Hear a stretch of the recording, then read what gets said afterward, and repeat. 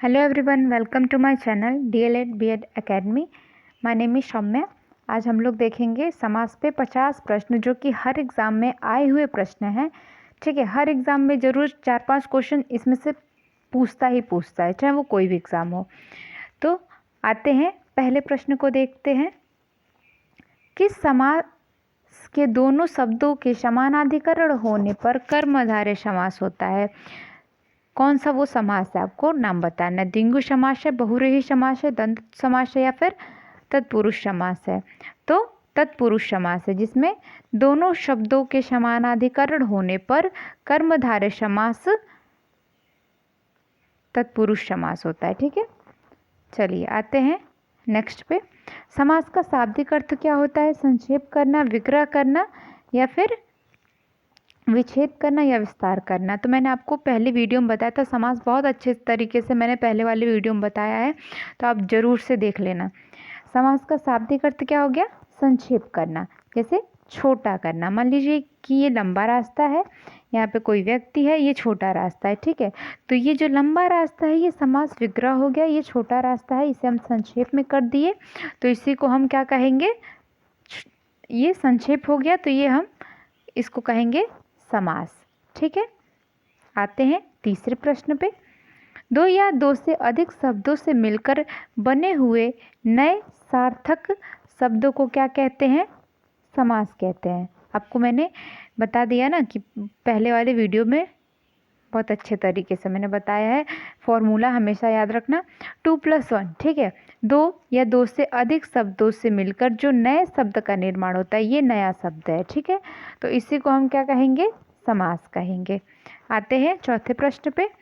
जिस समास में उत्तर पद प्रधान होने के साथ ही पूर्व पद तथा उत्तर पद में विशेषण विशेष्य का संबंध भी होता है, उसे कौन सा समास कहते हैं? उसे कर्मधारय समास कहते हैं। ठीक है, जैसे इसमें उत्तर पद प्रधान होता है, उसके साथ ही इसमें विशेषण विशेष्य का संबंध भी होता है। ठीक है, विशेषण और विशेष्य का भी संबंध होता है, तो कर्मधारय समास में उत्तर पद जो है, जो दूसरा पद है, उसी को हम उत्तर पद कहते हैं। ठीक है, तो इसमें उत्तर पद प्रधान होता है। ठीक है, और फिर विशेषण विशेष्य का संबंध भी पाया जाता है पूर्व पद में, तो इसी को हम कर्मधारय समास कहते हैं। ठीक है, आते हैं पांचवें प्रश्न पे। निम्न में कौन सा पद अव्ययी भाव समास है? कुमारी, आचार कुशल, प्रतिदिन, गृहागत। ठीक है, तो इसमें प्रतिदिन जो है वो अव्ययी भाव समास है। अव्ययी भाव समास में हमारा जो पहला पद होता है वो प्रधान होता है। अव्ययी भाव समास में पहला पद जो है वो क्या होता है? प्रधान होता है। जैसे इसमें देखिए प्रतिदिन लिखा है। ठीक है, तो प्रति मतलब रोज। ठीक है, तो इसमें पहला पद क्या हो रहा है? हमारा प्रधान है, प्रधान है ना, तो इसीलिए प्रतिदिन जो है वो अव्ययी भाव समास का उदाहरण है, और ये मोस्ट इम्पॉर्टेंट क्वेश्चन है। ठीक है, इसको जरूर लिख लेना, और 100% गारंटी के साथ कहते हैं ये पक्का ये प्रश्न पूछता है। चलिए आते हैं छठे प्रश्न पे। साग पात में कौन सा समास है? अव्ययी भाव समास है, द्विगु समास है, द्वंद्व समास है या फिर कर्मधारय समास है? तो साग पात में कौन सा समास है? द्वंद्व समास है। अब इसको कैसे पहचानेंगे? क्योंकि इसमें ऐसा दिया रहता है। ठीक है, फिर आते हैं सातवें प्रश्न पे। कन्यादान में कौन सा समास है? तत्पुरुष समास है, द्विगु समास, कर्मधारय समास, बहुव्रीहि समास है। तो कन्या दान, कन्या का दान। ठीक है, तत्पुरुष समास में क्या आ जाता है? कन्या का दान, का आ गया ना, कन्या का दान। तो इसके वजह से हम इसको विच्छेद करके देखते हैं कि उसमें का आ रहा है कि नहीं आ रहा है, तो इसी की वजह से वो तत्पुरुष समास समझ में आ जाता है कि ये तत्पुरुष समास है। ठीक है, तो यहाँ आंसर आपको तत्पुरुष समास है। धक्का मुक्की में कौन सा समास है? तो द्वंद्व समास है। अभी मैंने आपको दिखाया ना कि ये जो योजक चिन्ह होता है वो इसमें रहता है, धक्का मुक्की ये चिन्ह इसमें जरूर होता है, तो इसीलिए इसको हम द्वंद्व समास तुरंत पहचान जाते हैं। ठीक है, आते हैं 9वें प्रश्न पे। द्वंद्व समास धक्का मुक्की में कौन सा समास है? द्वंद्व समास। चलिए, गगनचुंबी में कौन सा समास है? तत्पुरुष समास। इसको कैसे पहचानेंगे? तत्पुरुष समास है। गगन चुंबी में कौन सा समास है? तत्पुरुष समास। ये तो एकदम से क्लियर होगा आपको, ये भी इंपॉर्टेंट क्वेश्चन में नोट कर लेना, वेरी इंपॉर्टेंट में, क्योंकि सारे तो इम्पॉर्टेंट है लेकिन कुछ वेरी इंपॉर्टेंट है जो कि एग्ज़ाम में 100% पूछे जाते हैं। ठीक है, आते हैं 10वें प्रश्न पे। युधिष्ठिर में कौन सा समास है? हाँ, तत्पुरुष अलुक। देखिए, अलुक तो तुरंत गलत हो जाएगा क्योंकि ये कोई समास ही नहीं है। ठीक है, बाकी ये तो समास के भेद हैं और इसमें बहुव्रीहि समास है या फिर कर्मधारय समास है या फिर तत्पुरुष समास है। तो युधिष्ठिर में कौन सा समास है? बहुव्रीहि समास है। ठीक है, आते हैं 11वें प्रश्न पे। वनवास में कौन सा समास है? कर्मधारय समास, तत्पुरुष समास, द्वंद्व समास या फिर बहुव्रीहि समास। तो वनवास में तत्पुरुष समास है। ठीक है, आते हैं 12वें प्रश्न पे। चलिए जल्दी जल्दी से सॉल्व करते हैं और फिर आप लोग कमेंट सेक्शन में बताना कि किसका कितना का सही हुआ है। भाई बहन, ये तो तुरंत कोई भी बता देगा कि भाई बहन में ये चिन्ह लगा है तो इसकी वजह से ये द्वंद्व समास हो गया। ठीक है, आते हैं 13वें प्रश्न पे। निम्न में से एक शब्द में द्विगु समास है। ठीक है, एक शब्द में क्या है? द्विगु समास है, उस शब्द का चयन कीजिए। तो पुरुष, सिंह, भूदान, सप्ताह, आजीवन, इसमें क्या है? द्विगु समास है। तो ये सप्ताह जो है इसका सही चयन है। आते हैं अपने 14वें प्रश्न पे। चतुर्भुज में कौन सा समास है? बहुव्रीहि समास। ठीक है, चतुर्भुज, चतुर्भुज हम किसे कहते हैं? देखिए, बहुव्रीहि समास में ज़्यादातर क्या होता है कि ये अक्सर भगवान जी लोगों पे आधारित होता है। जैसे आपसे एग्जाम्पल पूछ देगा कि वीणा पाड़ी किसे कहते हैं? ठीक है, तो सरस्वती माता को, है ना। तो ये किसका उदाहरण है? बहुव्रीहि समास का उदाहरण है। ठीक है, ऐसे ही पूछ देगा। लंबोदर, लंबा है उदर जिसका, तो गणेश जी का, है ना। इसमें क्वेश्चन भी पुटअप होता है कि जैसे आप खुद से पूछ पाओगे कि हाँ लंबा है उदर तो किसका? तो गणेश जी का। तो इसीलिए बहुव्रीहि समास भी जल्दी समझ में आ जाता है। ठीक है, और फिर आते हैं 15वें प्रश्न पे। चक्रपाणी में कौन सा समास है? बहुव्रीहि समास। चक्र किसके पास है? विष्णु जी के पास है ना, तो बहुव्रीहि समास हो गया उसमें। अब आते हैं तन मन धन में कौन सा समास है? द्वंद्व समास। ये तो ये चिन्ह लग गया मतलब वो द्वंद्व समास तय है। ठीक है, आते हैं 17वें प्रश्न पे। त्रिफला में कौन सा समास है? तो द्विगु समास है। हाँ, त्रिफला में कौन सा समास है? द्विगु समास है। फिर आते हैं मुख दर्शन में कौन सा समास है? तत्पुरुष समास है। कौन सा समास है? तत्पुरुष समास है। दीनानाथ में कौन सा समास है? कर्मधारय समास। ठीक है, दीनानाथ में कर्मधारय समास है। फिर आते हैं नेक्स्ट क्वेश्चन पे जो कि बहुत ही इम्पोर्टेंट है। निशाचर में कौन सा समास है? निशाचर मतलब क्या होता है? निशाचर रावण के लिए प्रयुक्त होता है। ठीक है, तो इसमें कोई विशेष व्यक्ति का नाम आ रहा है ना, तो इसीलिए बहुव्रीहि समास यहाँ पे तय है। ठीक है, आते हैं पाप पुण्य में कौन सा समास है? द्वंद्व समास, क्योंकि ये चिन्ह लगा है तो ये पाप पुण्य। ठीक है, तो द्वंद्व समास हो गया। द्वंद्व समास बहुव्रीहि समास तो आपके लिए एकदम से आसान हो गया कि किसे द्वंद्व समास कहेंगे, किसे बहुव्रीहि समास। विद्यार्थी में कौन सा समास है? तत्पुरुष समास, कर्मधारय समास, बहुव्रीहि समास या द्विगु समास। तो तत्पुरुष समास, विद्यार्थी।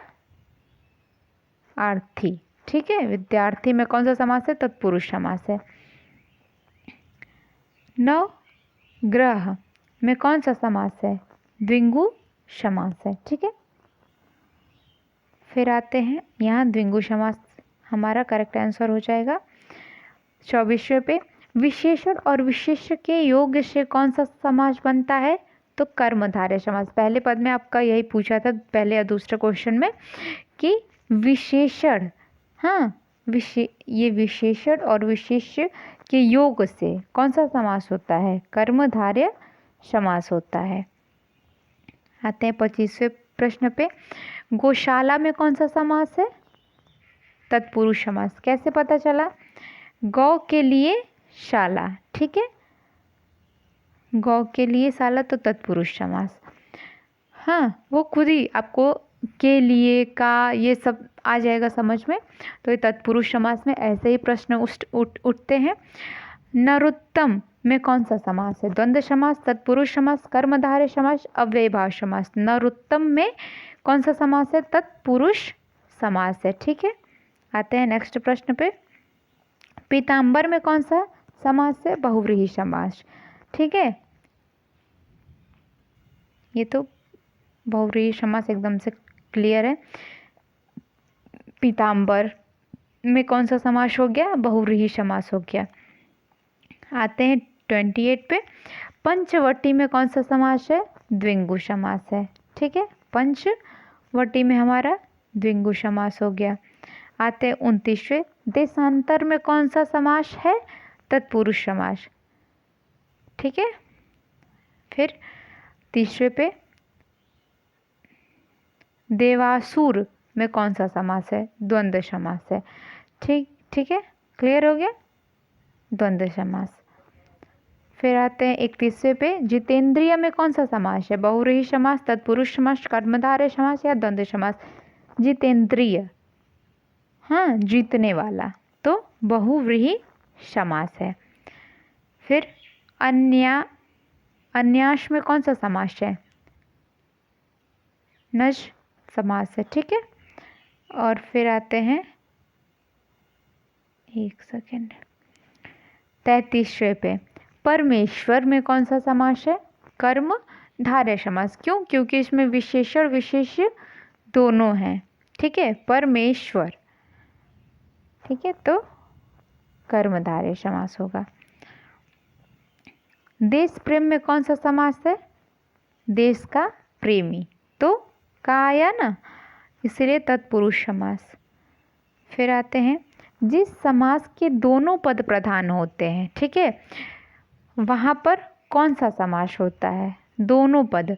देखिए, अव्ययीभाव समास में क्या होता है कि उस अव्ययीभाव समास में उसका पहला पद प्रधान होता है, और बहुव्रीहि समास में 1+1 दोनों प्लस, ठीक है, +2 हो गया ना, =2, ये दोनों पद जो है ये प्रधान होते, इसी को हम बहुव्रीहि समास कहते हैं। लंबोदर, लंबा है उदर, तो किसका है? गणेश जी का, लंबा है उदर, तो ये तत्पुरुष समास हो गया।